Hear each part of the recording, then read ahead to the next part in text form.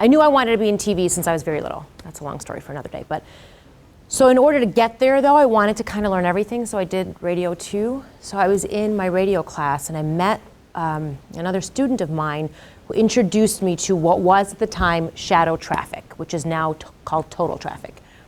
So I started interning there right away and started learning how to produce traffic for radio broadcast stations, so like WBBM and all the AM stations and a lot of the FM stations too. So I started doing that right away, and I was there for like a year and a half to 2 years before I got my NBC internship, and then started the whole TV side of everything. So I really did get my start in radio, honestly. And it really was a cool way to learn that side of things, because if ever the TV thing doesn't work out, I have that experience.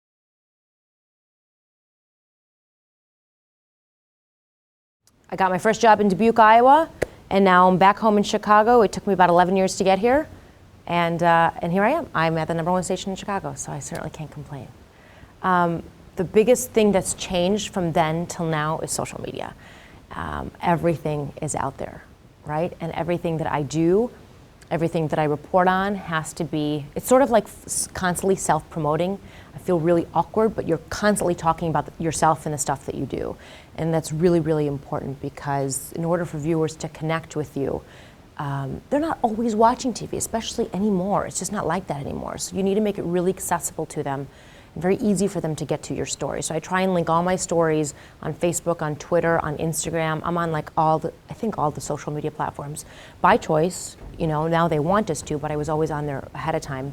And now I even have my own website that I relaunched this year, and started blogging and doing all these different things. So that's really the biggest point I'm going to make today, is really trying to sell yourself.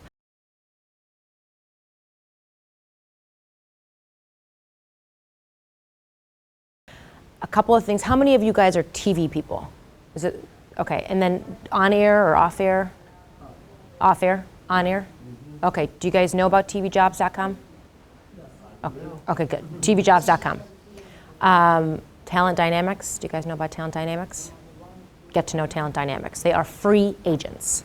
So what I pay my agent, you guys can have them for free. Talent Dynamics is the person that first got me my very first job in Dubuque. So they're really good website, good people. They're trained to pick people that have talent, and then they're trained to go and show them to the news director. So it saves you a boatload of time, and it's free.